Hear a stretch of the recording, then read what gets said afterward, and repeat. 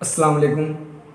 Video शुरू करने से पहले आप लोगों से एक छोटी सी अपील कि अगर अभी तक आपने हमारे चैनल देसी न्यूज़ को सब्सक्राइब नहीं किया है तो जल्दी करें, ताकि हम लोग गोदी मीडिया के प्रोपेगेंडा को और गोदी मीडिया के कूटनीति को पूरी तरह से ध्वस्त कर सकें। और हमारी ये वीडियो आप अपने दोस्तों में शेयर ज़रूर करें। सबसे पहले आप तमाम लोग को बड़ौदा मुस्लिम डॉक्टर एसोसिएशन की हार्दिक बधाई, जिसकी स्थापना दिवस पिछले दिनों तीसरी स्थापना दिवस मनाई गई। और आज मैं बात करने वाला हूं कि मुसलमानों का एजुकेशन फील्ड में क्या रोल रहा है, उनका पास्ट कैसा रहा है, उनका इतिहास कैसा रहा है, इस डॉक्टरी लाइन में उनका इतिहास किस तरह से रहा है, आज मैं उसी पर बात करने वाला हूं। लेकिन मैं उन पर बात करने से पहले मैं मुसलमानों को 3 वर्ड से इंडिकेट करना चाहता हूँ। I used 3 word to Indian Muslim, और वो हैं अनकल्चर्ड, अनसिविलाइज्ड एंड अनएजुकेटेड।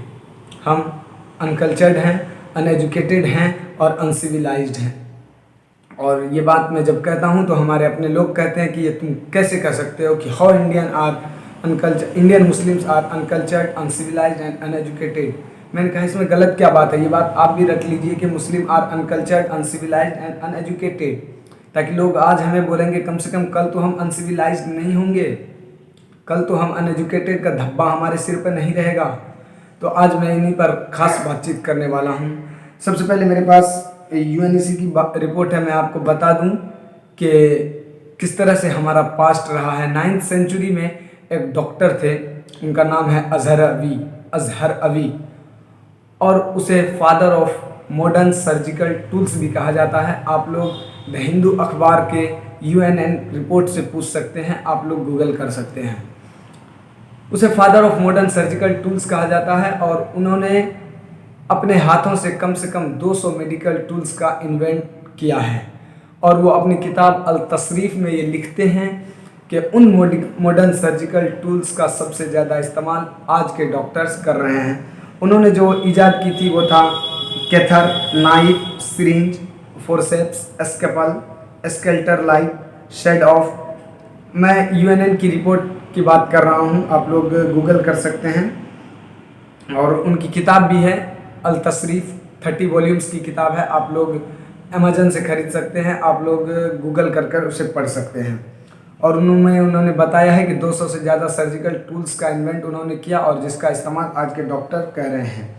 जो पहला हॉस्पिटल सेटअप इजिप्ट में बनाया गया था वो मुसलमान के द्वारा ही बनाया गया था। हॉस्पिटल सेटअप था वो पहला मुसलमान ने ही की थी, और वो इजिप्ट में हुआ था। ये इतिहास है हमारा। लेकिन हम लोग का प्रेजेंट ये है कि हम लोग अभी पूरी दुनिया से पोलियो जैसी वैश्विक महामारी पूरी दुनिया से इरेडिकेट हो चुकी हैं, मगर 2 देश ऐसे हैं जहां अब भी पोलियो है, वो है बांग्लादेश और पाकिस्तान, 2 मुस्लिम कंट्री जहां पोलियो अब भी है। तो हमारे अपने यानी हम कभी हॉस्पिटल का इजाद करने वाले हम हुआ करते थे, लेकिन आज हमारे बीच पोलियो इरेडिकेट पूरी तरह से नहीं हुआ है। इसका कारण है कि आप अनकल्चर्ड हैं, अनसिविलाइज्ड हैं। हम उस कौम से हैं जो पहला एजुकेशन सेटअप बनाया था, जिन्होंने पहला डिग्री कॉलेज मोरक्को में बनाया था, और वो मुस्लिम लेडी डॉक्टर थी। हम तमाम ये लोग चाहते हैं कि हमारे माँओं, हमारे बहनों का इलाज कोई लेडी डॉक्टर करे, लेकिन हमारे कौम की विडंबना ये रही है कि हम चाहते हैं कि वो लेडी डॉक्टर हमारे कौम से ना हो।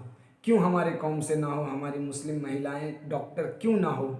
आप लोग इन चीज़ों को ख्याल रखिए और इन चीज़ों को आगे बढ़ाइए। आजकल एक ट्रेंड चला हुआ है, हम सोशल एक्टिविस्ट हैं, यानी सामाजिक कार्यकर्ता, हम समाज के लिए काम कर रहे हैं। तो मैं चाहता हूं कि अब इन तमाम वर्ड को पूरी तरह से इरेडिकेट कर दिया जाए, इन्हें नया वर्ड में इम्प्लीमेंट किया जाए। ठीक है, आप सोशल एक्टिविस्ट हैं, सामाजिक कार्यकर्ता हैं, लेकिन आप इन्हें सोशल यानी सामाजिक काम से इसे ना इंडिकेट करें। सोशल वर्क नहीं, इसे सोशल ड्यूटी कहें, क्योंकि ये आप लोग का सामाजिक काम नहीं, ये आपको सामाजिक फ़र्ज है।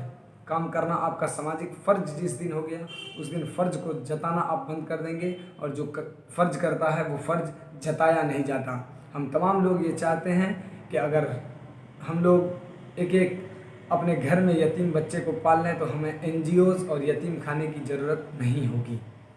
तो आपने अगर जैसे माँ की खिदमत की तो आप उसे जता नहीं सकते, क्योंकि वो आपका फ़र्ज है और फ़र्ज को जताया नहीं जाता। और बीच में एक ट्विटर पे एक ट्रेंड चली थी, India is intolerance country, India असहिष्णुता को बढ़ावा देता है।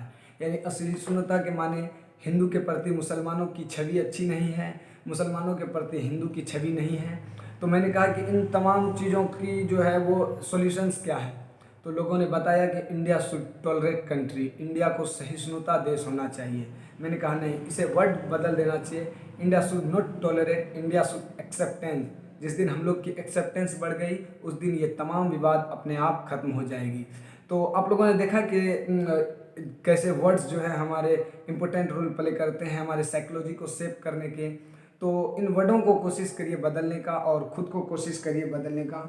मैं एनजीओ के ख़िलाफ़ शुरू से रहा हूं, और लेकिन एनजीओ आजकल सेटअप हो गया है तो मैं भी कोशिश करता हूं कि उन चीज़ों को बढ़ावा कर सकूं। लेकिन मैं एनजीओ ने है सीएसआर को बढ़ावा दे दिया, यानी कॉरपोरेट सोशल रिस्पॉन्सिबिलिटी, जिन्होंने आईएसआर जैसे वर्ड को पूरी तरह से ध्वस्त कर दिया है।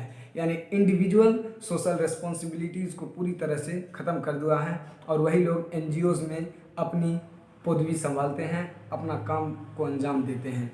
तो मैं आप लोगों से ये उम्मीद करना चाहता हूं कि आपको ये वीडियो पसंद आई हो, और अगर आपको ये वीडियो पसंद आई हो तो लाइक करें, कमेंट करें और शेयर ज़रूर करें, और हमारे इस देसी न्यूज़ के चैनल को सब्सक्राइब जरूर करें, क्योंकि पढ़ेगा इंडिया तभी तो बढ़ेगा इंडिया।